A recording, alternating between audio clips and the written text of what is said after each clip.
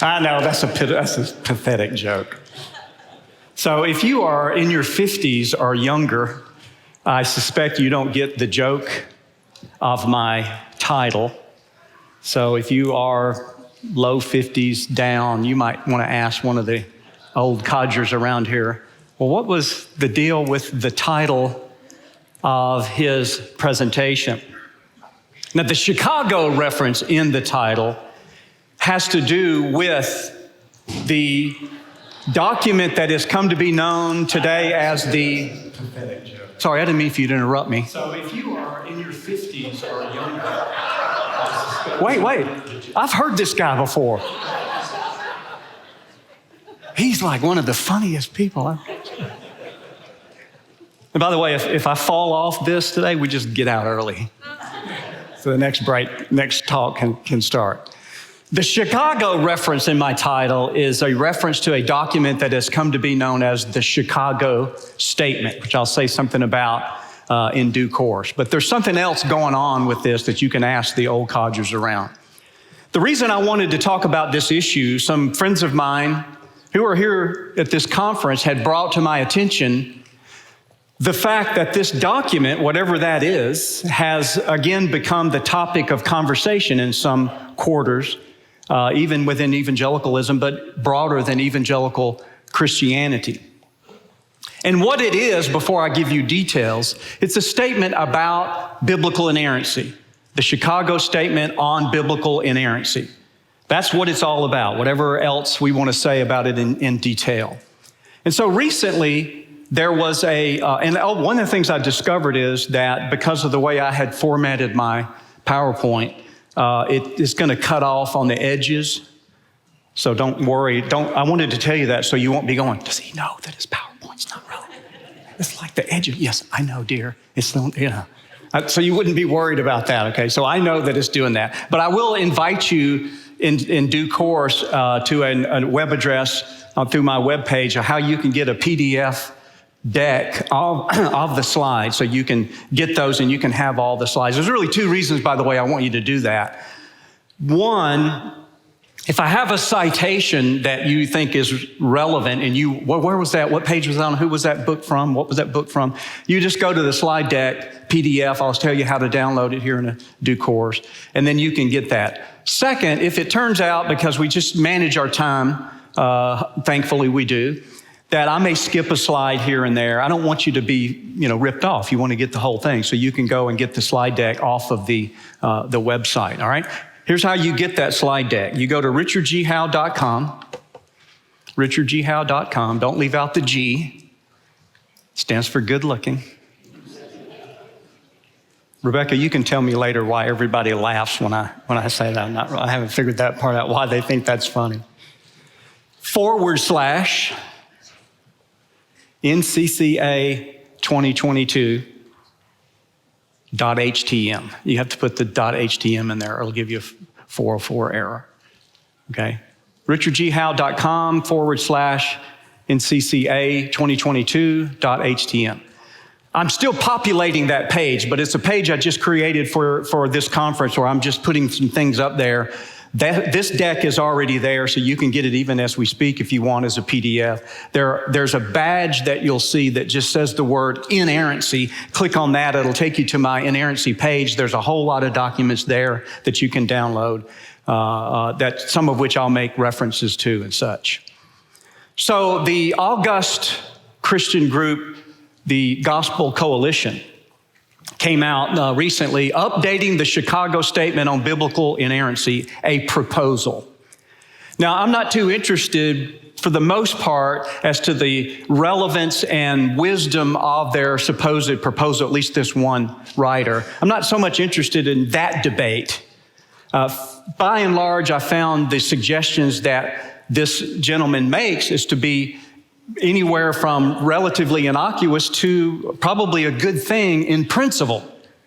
But I'll give you my bottom line on this, and that was basically what was conveyed by the defendinginerrancy.com web group. And in the interest of transparency here, I'm actually one of the associate editors of the defendinginerrancy.com, so I don't have an unbiased opinion. But they wrote a response.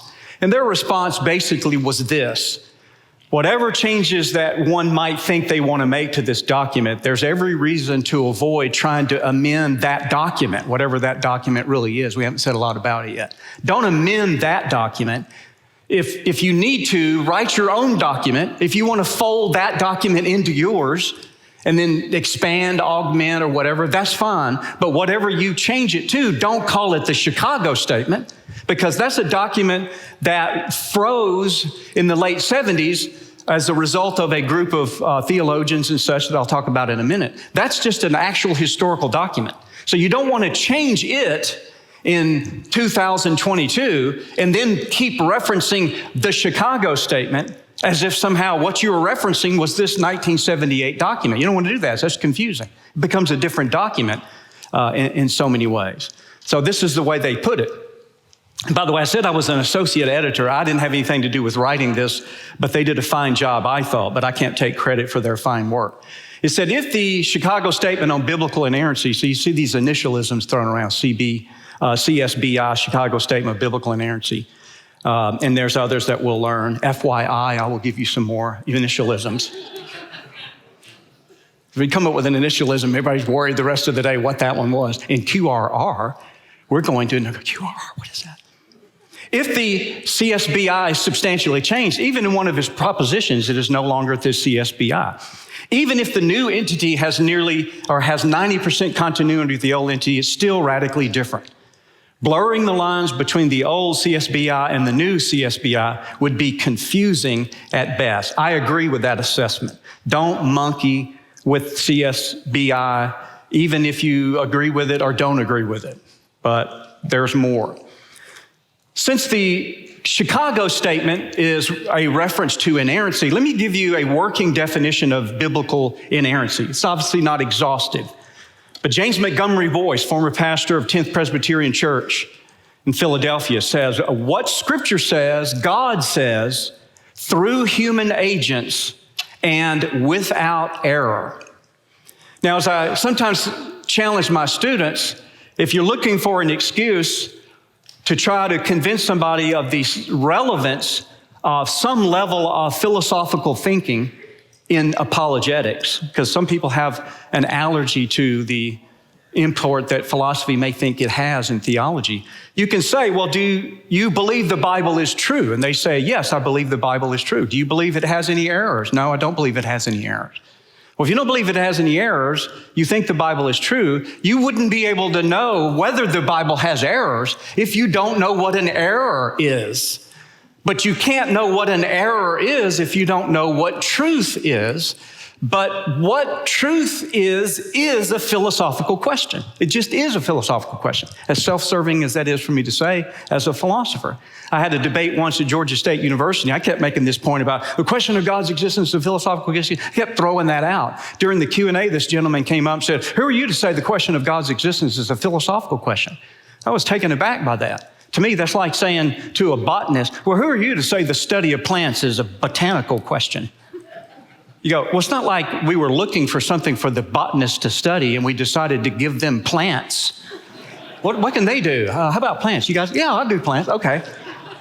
It was the other way around. We call the study of plants botany. We call certain types of questions, like what is truth, as Pilate asked Jesus. We call those questions philosophical questions. But when it comes specifically to the problem of inerrancy, let me just warn you, and then you look for some of these in the balance of my talk this afternoon.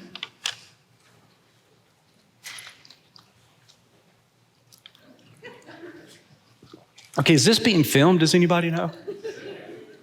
Okay, your speaker today is being hydrated by Dasani.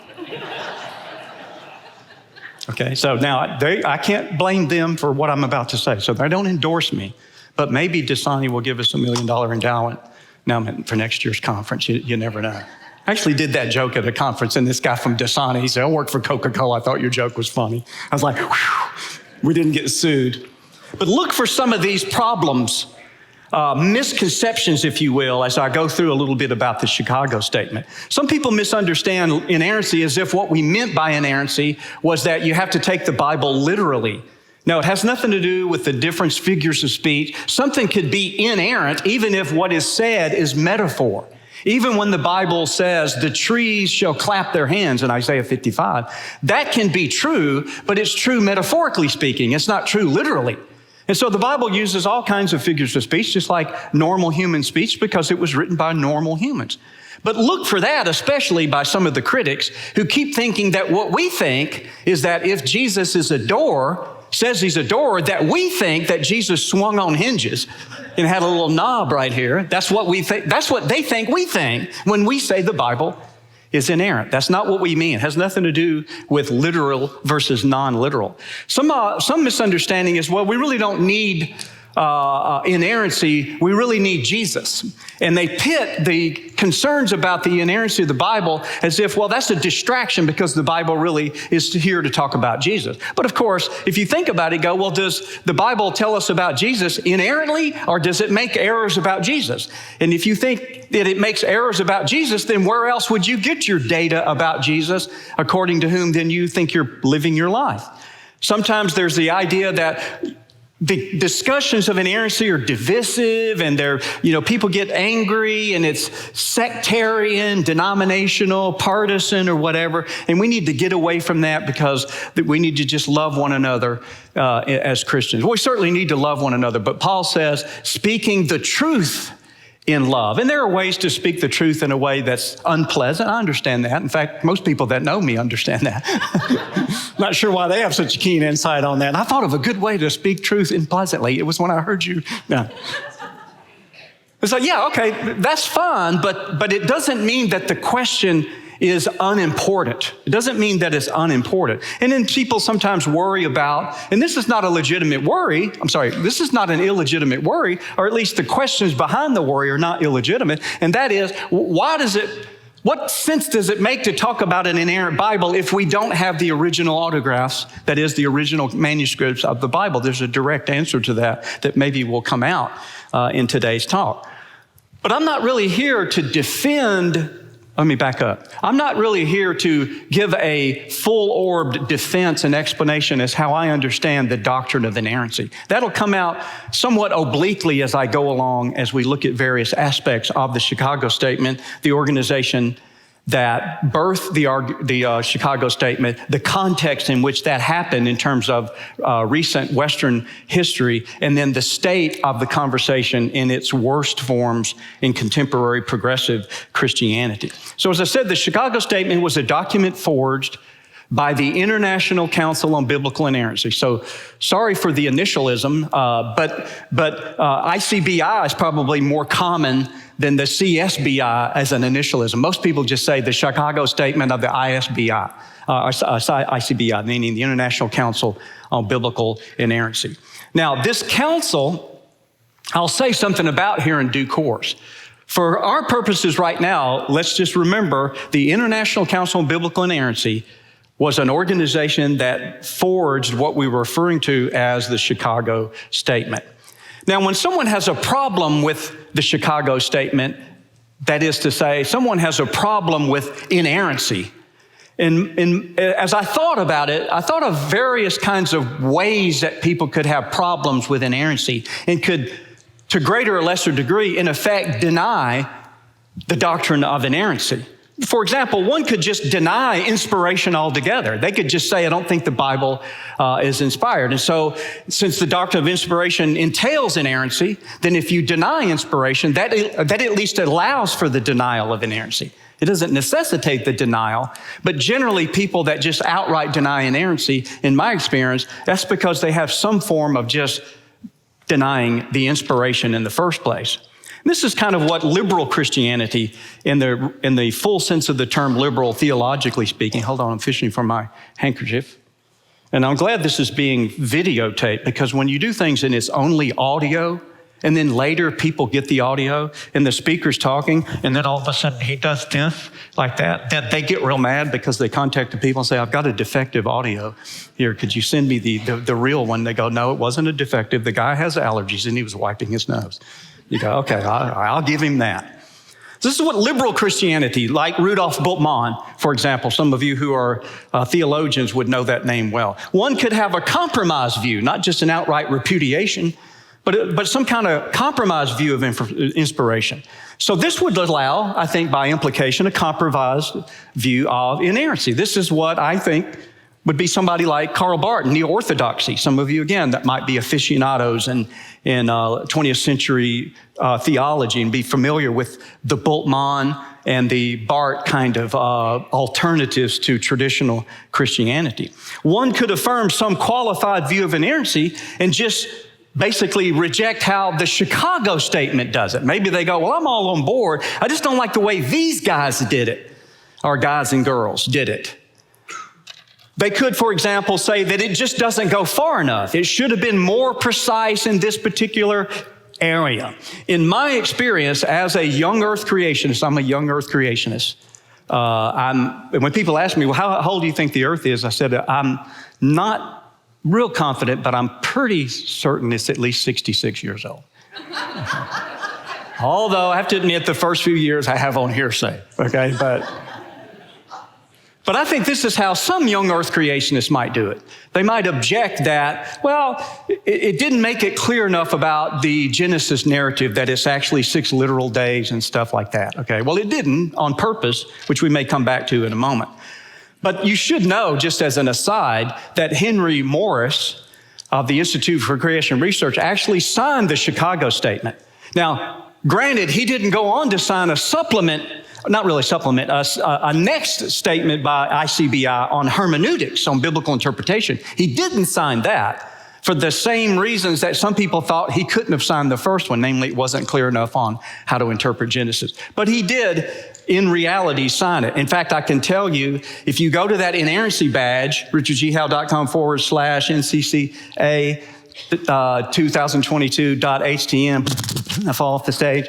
If you go there and click on that inerrancy badge, you can get a PDF picture of the signatories of the Chicago Statement. You can see all the signatures and all the luminaries that are on there. I won't take the time to go through it for us today for the sake of time. I have them in the deck, but you can also get them from there. And you can see for yourself that indeed Henry Morris, who was a co-author of the Genesis Flood, he's sort of the grandfather of the most recent installations of American young earth creationism, did indeed sign the Chicago Statement for whatever that's worth.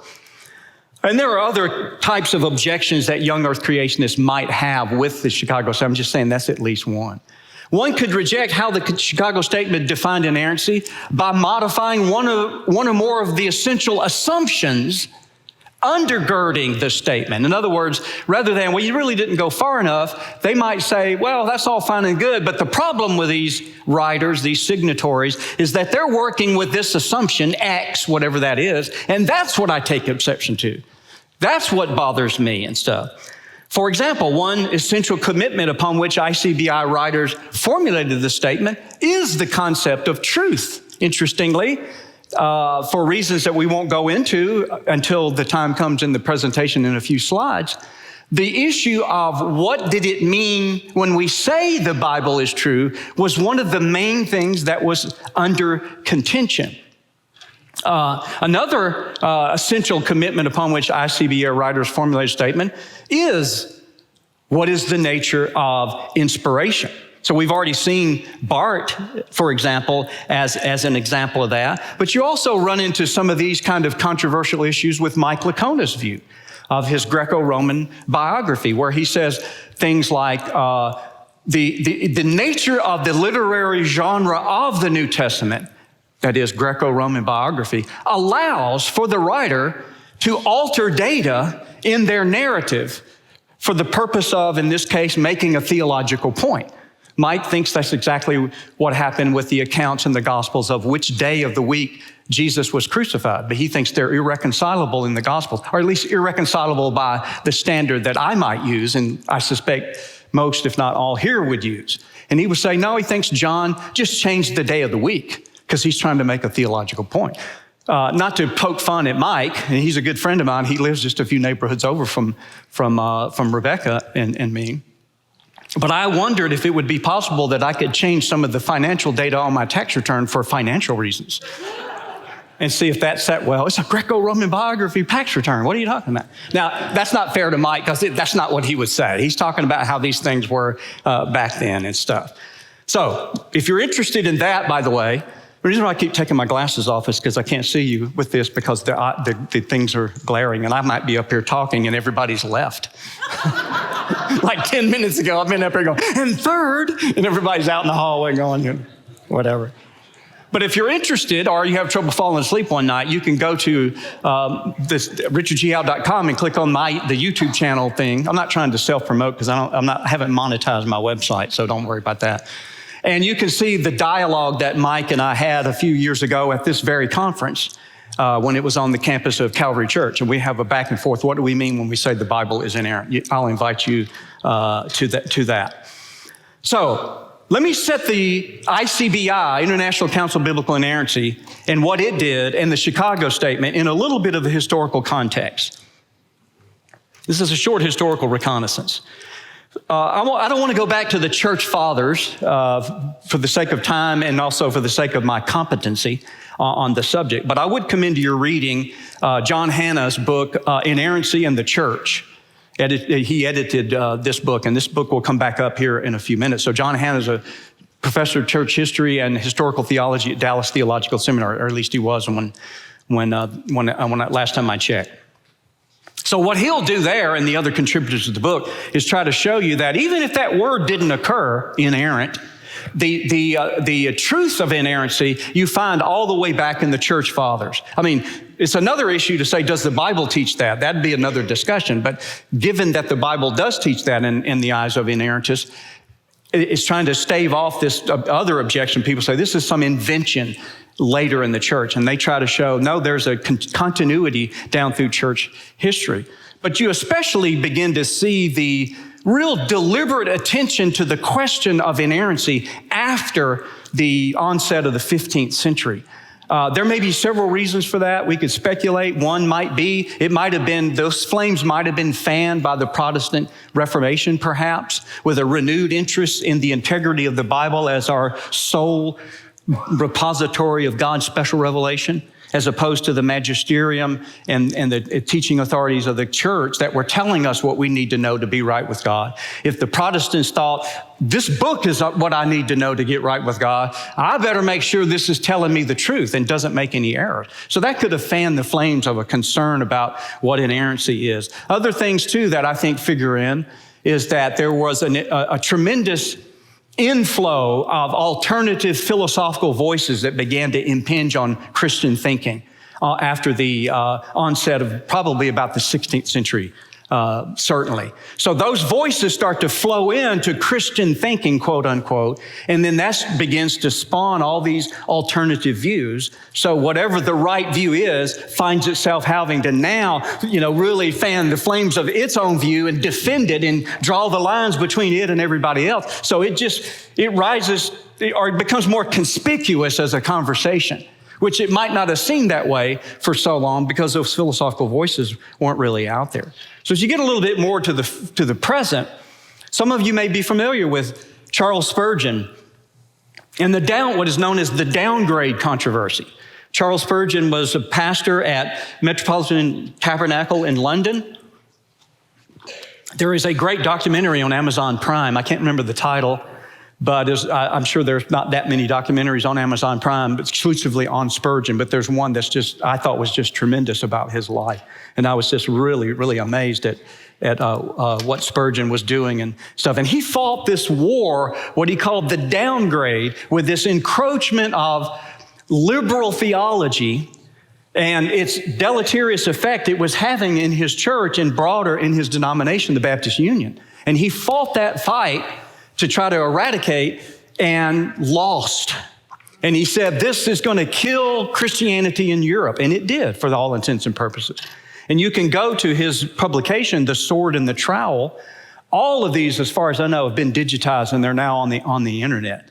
And The Sword and the Trowel has several articles directly titled something to do with the downgrade. Be easy enough for you to follow. For the sake of time, I'm not going to take the time to read those because I want to make sure that I get to the part where if the FedEx truck gets here in time, I want to get to the part where I give out $100 bills to all the people.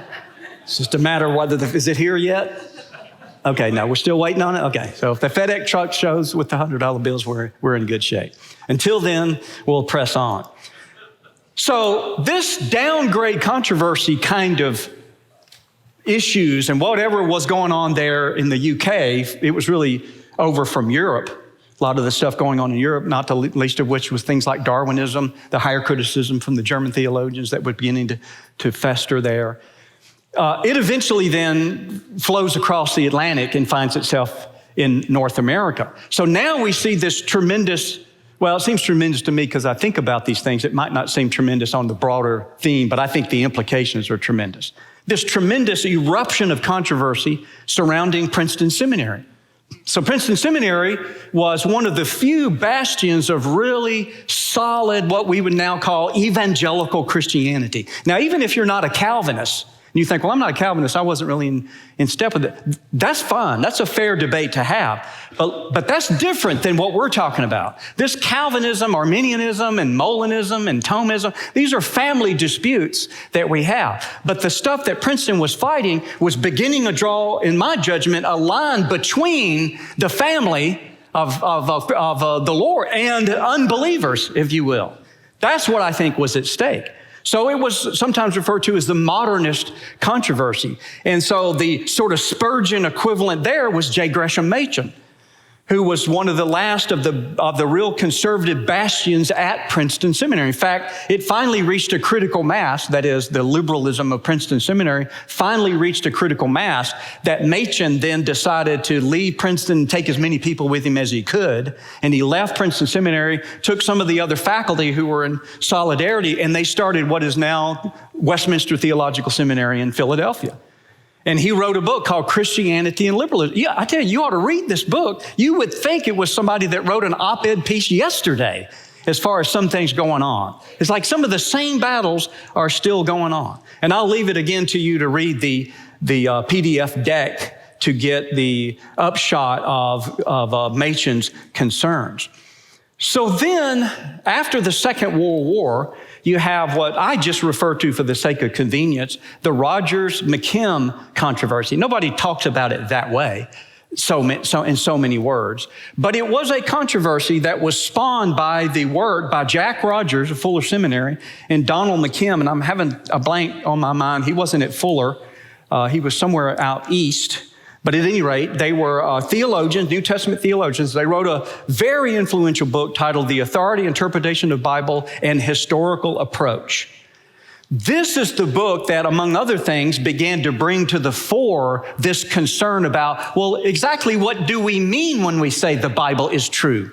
If we're not agreed on what it is to be true, we certainly are not going to agree on whether it's inerrant, because what an error is will have everything to do with what we think the truth is. Or not what we think the truth is, but what we think truth is. In fact, Norm Geisler, who was my mentor, he's a co-founder of Southern Evangelical Seminary, along with Ross Rhodes, a former pastor at Calvary Church in Charlotte. And he said, and I say about him, in the 70s, Norm Geisler identified the main problem with Rogers and McKim et al., because they weren't the only two, was the nature of truth. That was the issue. And so they considered themselves evangelicals and yet claimed that the Bible had errors. Now that might strike some people, well, it sounds like a contradiction. How could it be inerrant and have errors? Well, they might not say it's inerrant and have errors, but they might say the Bible is true, though it has errors. All right, and that's what they may go. So a seminal article that Geisler wrote back in 1980, The Concept of Truth in the Inerrancy Debate. And in this seminal article, Geisler contrasts a prominent concept of truth held by Rogers and McKim and others with what philosophers call today the correspondence theory of truth. And the correspondence theory of truth, all it is this. If you say of what is that it is not, or what is not that it is false. But to say of what is that it is, or what is not that it is not, is true. That's the correspondence theory of truth, okay? Now, that's a Aristotle. Yes, thank you very much. I did my Aristotle devotion this morning. So if you say it is, and it is, that's true. If you say it isn't, and it isn't, that's true. But if you say it is, and it isn't, that's false. And if you say it isn't and it is, that's false.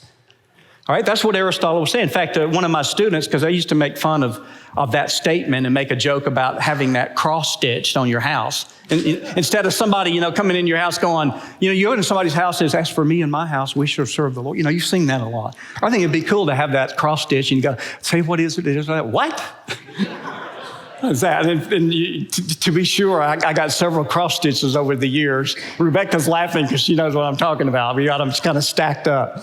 Well, one of my students, he sent me something, a package, and, I opened it up and it had a note that says, I'm not much for cross-stitching. I was like, what is that? And I go through the paper, and it was a Yeti Rambler with that Aristotle quote engraved in it. So I'm the first person on my block to have one of those. My own Yeti Rambler of Aristotle's concept of truth in the inerrancy debate. If you want a PDF slide deck of my presentation on this subject, there's two things that can happen. One, if you're impatient and you want to get it right away, richardghowe.com and go to the resources tab at the top, click on PDF slide decks and just scroll down and you'll find it. They're all in alphabetical order, all these PDF. If you wait a while, I'll just put it on our page, richardghowe.com/NCCA 2022.htm, all right? Another book that I would commend is John Woodbridge, who is a professor of church history and historical theology, Biblical Authority, a critique of the Rogers-McKim proposal. So, if any of you have ever heard the debate that R.C. Sproul had with Greg Bonson, it makes the rounds. It's an MP3 that you can get pretty easily. And now all my students in my Apologetic Systems class, we listen to and critique the debate. But if you've ever heard that debate, which was in the late 70s, there's a moment of history captured in the audio when at some point R.C. Sproul's talking. It's R.C. Sproul and Greg Bonson from Reformed Seminary, and he makes this kind of oblique comment like, well, in a few weeks, Greg and I are flying out to Colorado, and we're having a meeting with Jack Rogers, and we're talking about, maybe doing this, and maybe we'll have a symposium. That ends up becoming this organization that I'm about to draw your attention to. So you go, wow, this is before it even happened. Little did he know what was about to happen. The boulder that gets dropped into the lake, and these ripples go out like mad around the corners of the lake. Do lakes have corners? I just made that up. Somebody just work with me here. So two books that really started the conversation and really made it get almost volatile in the good sense of the term. I mean, really passionate. Was Harold Insell's book, The Battle for the Bible. It is dated only because the names in it, these names aren't still the same people, obviously. This is decades ago. But the content of the thing, my microphone's coming off here. As I'm growing older, my ear is shrinking. So just talk awkwardly among yourselves while I do that. Harold Insell was actually the editor of Christianity Today magazine, and he wrote Battle for the Bible. Even though the names are dated, the principles are still salient in the conversation today. And all he did was go through different chapters about different denominations and institutions. Do you need to fix my thing? Is that what you want to do? Keep that on here. Would you do that? Okay. Yeah. That was stupid. All right, this doesn't mean that we're dating now, okay? All right. Yeah, all right. That's right. It's super glue. Okay, super glue. That's right, yeah. It's a nail, put it in the cheek. All right? So he just goes through various institutions and denominations and just does a kiss and tell story. Hey, this is what these people are doing with the Bible. You decide what you want to do. He got such criticism about this from all different kinds of quarters within the broader American church, maybe even international. He decided to respond to his critics with his sequel, follow-up, The Bible and the Balance, and did not pull any punches. So this book meant so much to me because I'll take 30 seconds to tell you, I was not raised in the church. Even though I grew up in the Bible Belt, I was born in Mississippi, grew up in Mississippi. I did find out, though, that in Mississippi, if you get a divorce, you're still cousins. Okay, so just it doesn't nullify that, okay? But as odd as it sounds, having grown up in the Bible Belt, I never heard of Jesus. I didn't know I needed a Savior. I never was an atheist. but I just didn't understand. I got saved when I was 16 through the influence of friends of mine in high school. I went off to college, went off to junior college. Well, now they call them community colleges. I was a percussion major. I'm an old long-haired rock and roll drummer from the 70s, and I learned just enough music to annoy everyone around me. Decided to change my major because a friend of mine said, you can go off to senior college and study the Bible. It's the most amazing thing I ever heard. I love studying the Bible. I was a brand new Christian. I didn't know you could study the Bible in college. So I went off to the flagship denominational college of my denomination in Mississippi and lost my faith. Lost my faith because I was not prepared. The campus was a great Christian environment, except the religion department. It was very liberal because it was in the 70s, in the mid-70s, right in the middle of what was about to explode with this inerrancy thing in evangelicalism. And I was really stumbled in this. And so when I started reading things like Harold Linsell and others, it was like, oh man, this is really good. So this then began what became known as the International Council of Biblical Inerrancy. It was a consortium of historians, theologians, Bible scholars, philosophers, and such that convened for ad hoc meetings over 10 years. All right, from the somewhere in the 70s to somewhere in the 80s, about a 10-year on-off. And they wanted to hammer out, hey, let's all get together, all of us who say the Bible is inerrant, let's do what we can to try to decide as carefully as we can, what does that mean? And over this ad hoc meetings over the course of 10 years, they came out with a number of works. And I just want to show them to you. Not all of these are even in print anymore. The Foundation of Biblical Authority, most of these are edited by James Montgomery Boyce. And then Can We Trust the Bible? Leading Theologians Speak Out on Biblical Inerrancy. And then the first one that was really the official kickoff was this one. It was a book titled Inerrancy, edited by Norm Geisler. Now, you want to go to David Geisler's table upstairs, the Norman Geisler National Ministries table. Ask David if this book still exists, even digitally. It may be possible that it's purchasable digitally. I don't know. And then that was just that was their inaugural. That was followed by Biblical Inerrancy, an analysis of its philosophical roots. And then Challenges to Inerrancy, a theological response. And then the one we saw earlier, Inerrancy in the Church. And then Hermeneutics, Inerrancy in the Bible. It's 1,000 pages thick.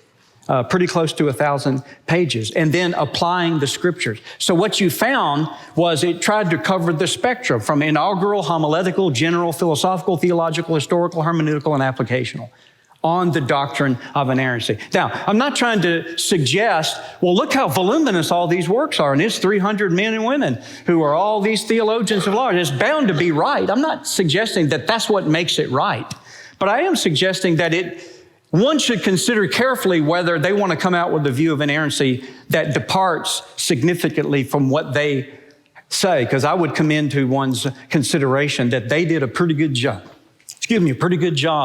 of nailing the doctrine down in its most salient points. So ICBI then, I think it quelled the conversation by doing this. It drew lines very clearly. So you had people like, say, a Jack Rogers, Donald McKim, perhaps, who would say, okay, well, if that's what you guys think this is, we're clearly on this side of the line. And there's a sense in which you're better off if people know who they are and who they aren't, rather than, well, no, we're all believing in inerrancy. We just think that it's okay to tell things that aren't true by saying something inerrant. You just go, no, it can't be untrue and be inerrant. At least say you don't believe in inerrancy. That's fine. Lots of people didn't believe in inerrancy. C.S. Lewis probably didn't believe in inerrancy. You don't go to hell just because you don't believe in inerrancy necessarily. We're not saying that. But having quelled that, then we do have some more recent, from the 70s on, pockets of controversies. And I want to wrap up with some of these. First of all, what I call these controversies because of, again, compromised theories of truth. All right? That's still a specter that we have to deal with. I want to give you an example of what one may call an intentional theory of truth. Remember, I suggested this correspondence theory just means a statement is true if it corresponds to reality. Whether it corresponds literally or metaphorically or simile or informally or metonymically or synecdochically or whatever. Lots of different ways to correspond to reality. But another theory of truth is intentional theory. Something is true or false given what it meant to do. Like, I'll give you one real example, and I'll give you a silly one. Maybe I'll give you the silly one first, because it's easier to see. I mean, suppose somebody said, hey, is there a Walmart near here? You know, you're not from Rock Hill, maybe not even from this part of the state. He says, there's a Walmart here. Yeah. You just go out to, so-and-so road. You go about 3 miles. You're going to pass a fire station on your right and just go down a few more yards, and the Walmart's right there on your left. Now, what if it turned out that you pulled out on that road and you went down so many miles and you saw a fire station, but it was on your left, it wasn't on your right, and you saw the Walmart right next to it? Would you just drive back and go, I couldn't find the Walmart because you told me the fire station was on my right, you liar? You know where liars go, don't you? You just go, wouldn't you? Oh, I'm sorry, you're right, it was across the street. You wouldn't think anything about that. Why? Because you didn't think his intention was to tell you where the fire station was. His intention was to tell you where the Walmart was, for goodness sake. So even if he makes a mistake about where the fire station was, it doesn't compromise in your mind the truth of where the Walmart was. Now, if he told you the Walmart was somewhere where it wasn't, that might be, you told me to go left and it was way the other direction. You told me it was in Rock Hill and it was way up in, Charlotte or something like that. That's different. So it looks like this in a more sophisticated form. Daniel Fuller says, although the mustard seed is not the smallest of all seeds, yet Jesus referred to it as such because, quote, to have gone contrary to their mind on what was the smallest seed would have so diverted their attention from the knowledge that would bring salvation to their souls that they might well have failed to hear the all-important revelational truths, unquote. So what's he saying? Hey, the Bible wasn't written, this is what he would say, it's not a book on botany, The Bible's not a science book. It's not a book on astronomy. You hear people talk that way. Well, what is it a book on? It's a book way to tell us how to go to heaven. What's the implication of that in some people's mind? That it doesn't matter what other falsehoods it says about other matters. My response to that, this is probably the only place where I'll make a contention for why I think inerrancy matters as far as its definition, is because if it has an error, even as trivial as the seed not being the smallest seed, then it can't be inspired. If you believe that the Bible is inspired by a God who cannot lie and cannot make mistakes. The Bible is the Word of God. God cannot err, therefore the Bible cannot err. That was the syllogism Geisler used to give us. And I add to that, if the Bible errs, there must be some sense in which it's not the Word of God or some sense in which God can err. You can't have it both ways. It can't be His Word and err and Him not err. Right? So what do we do about this? Well, the word there, look, my brother and I were in a meeting. There's a bunch of husbands and wives and others gathered to plan something about the summer calendar for the youth of the church, whatever it was. And some of the wives went in the kitchen to make sandwiches. And I think it was Stephanie, if memory serves, it might not have been Stephanie Turk. I'll have to ask her, was that you that did that? She sticks her head back through the door and she goes, does anybody here like mayonnaise? No, she said it this way, does anybody like mayonnaise? And my brother Tom went, I think my uncle likes mayonnaise. Yeah, I think there are people that don't like mayonnaise. Now, the reason that's funny is because you knew what she meant was, does anybody here in this room like mayonnaise? Not does anybody in the world. And I submit to you that Jesus is talking about the seeds that they work with.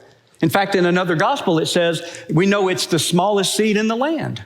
Some translations say in the world, but it's the word for the land that we all work with. That's all. There's no reason to compromise your theory of truth in order to get Jesus off the hook because he didn't know enough about botany, but despite the fact that he's the one that created the seeds, I think he knew what they were. But again, what's at stake is if you grant that there's an error, then you have to grant either it's not inspired in some sense or God can err in some sense. Something's got to give. I don't have time to tell you my anecdote unless I just run out of time that illustrates that for. Let me press on. Rob Bell, some of you may know Rob Bell. I think he's Oprah Winfrey's favorite theologian. I'm not being facetious. No, I think he's like a consultant with her. And so he did these series of articles which became a book later on called What is the Bible? But at this point, he's doing it at the blog level. And so somebody wrote in one of the com boxes and said, well, what about what is the Bible on Adam? Adam and Eve, historical or fictional? He says, all right then, Adam and Eve, go for it.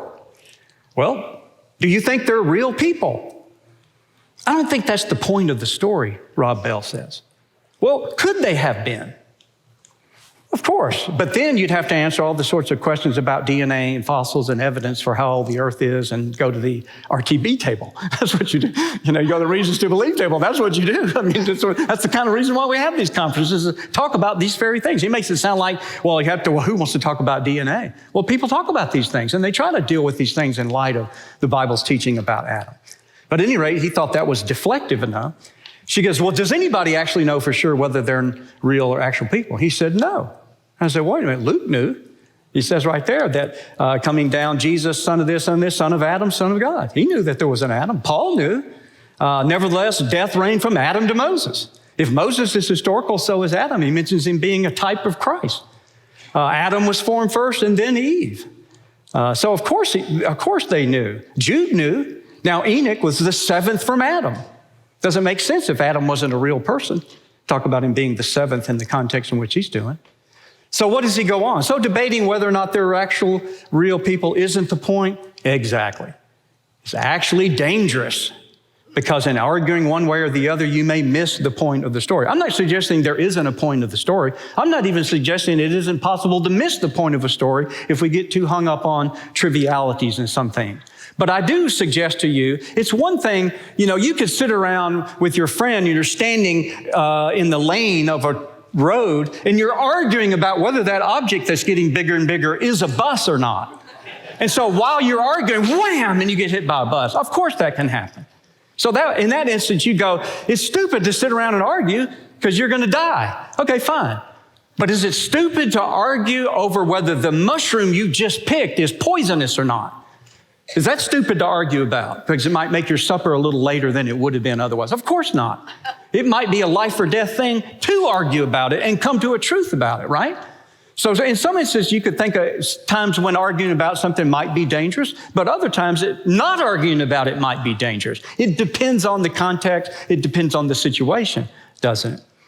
Let me wrap up with some examples of some of the current conversations going on. This is kind of what brought this to my radar screen, because M.D. Perkins, filmmaker over here with American Family Association, has sent me a link with several. Say, hey, if you don't know this is going on, you might want to think about this. And I was like, and Rebecca actually intercepted it was actually to both of us. And she said, hey, you should see what MD just sent you. And I was like, whoa, man, where have I been? I need to get out more often. So this is what got me thinking about this, and eventually decided to just say the little bit that I tried to learn about it in these past few, past few hours. So these don't come in any particular order. But one of these compromised theories of truth is this postmodern relativism.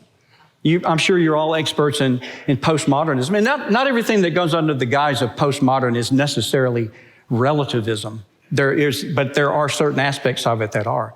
So Robert Weber's book, The Younger Evangelicals, he says, in the 21st century world, the new attitude is that the use of reason and science to prove or disprove a fact is questionable. This points to the postmodern conclusion, you can't see all of that we deal with interpretive facts. In the postmodern world, both believers and non-believers are people of faith.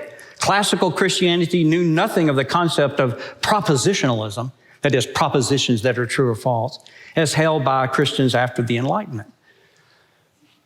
All I can say is this guy doesn't know very much about the history of ideas. This isn't a post-Enlightenment thing. That is a myth. Oh, you guys are worried about inerrancy because it's a sort of a deleterious effect of Enlightenment theology. Oh, you mean Enlightenment like Aristotle? You talking about that kind of recent Enlightenment kind of thinking, the ancient Greeks and people like Plato and Aristotle? So when you get the deck, you can see quote after quote of not only of Weber, but others. I've already mentioned, and I'll say that's all I want to say about it, what I would characterize an illicit imposition of genre, of saying that there are certain genres of literature like Greco-Roman biography. And I know Mike's not here to defend himself, and Mike is a dear brother, and he's a brilliant scholar. I'm not trying to denigrate his character or his scholarship at all, but I think what he's doing is wrong and is deleterious to the to the doctrine of inerrancy. And I think he would agree with me. It is deleterious if what you mean by inerrancy is the Chicago statement. In fact, he has an article you can read titled Troubled Waters of Chicago on his website, and I think I have it on mine. And as I said, you can see the debate, or really the dialogue that we had. But then the last one then is this progressive Christianity thing that I promised you. I just want to say a few things about that. We've got just a few minutes. You guys doing okay? Yep. I'm not. I'm leaving. So let me pick out maybe one, because when you get the deck, you see what you find are common themes. There are two of them that jumped out to me. One of them is how many of these postmodern Christians that I read keep thinking that inerrancy means literalism. And then if you don't agree with my literalism, then you don't believe the Bible kind of mentality. That is not it at all, I would say to them. You obviously haven't been reading anything about this. It seems obvious to me that you would think that what we were saying was some kind of partisan liberalism. For example, this is what Richard Rohr does.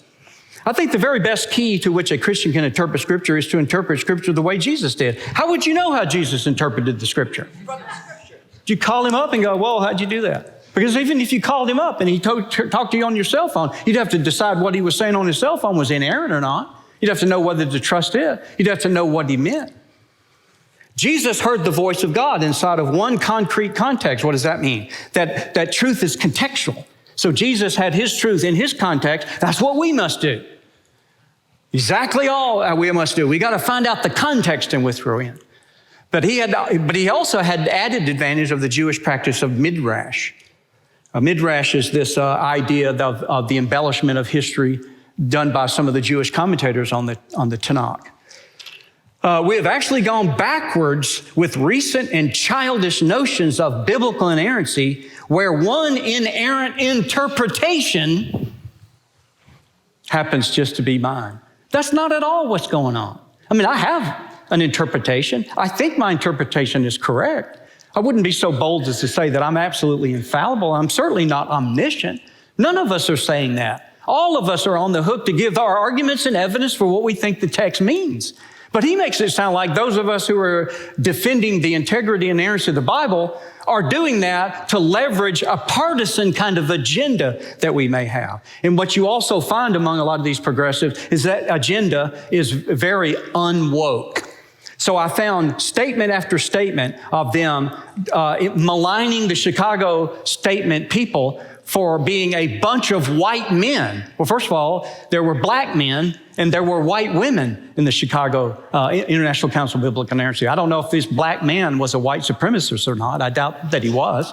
And I don't think the woman back that far would have identified as a white male, even that far back. I don't think that nobody had that idea back then. But anyway, I don't have enough time to go through these. That's the thing I promised you the most, so I'm a liar and stuff for letting you all down. But I want you to get the deck off the website. I will give you probably the most shocking of all was the book written by some progressive Christian called Soul Journeys. And the subtitle is Christian Spirituality and Shamanism as the Pathways for Wholeness and Understanding. The area that I've spent the most time studying outside of my formal studies in philosophy is the occult. And shamanism is the anthropological term that scholars use for witchcraft. And this is no embarrassing to them treatment and showing and arguing the solidarity between Christian spirituality and some aspects of progressive Christianity and witchcraft. I'm telling you, all I can ask you to do is get the deck. So let me just mention a few resources and we're done in less than 45 seconds.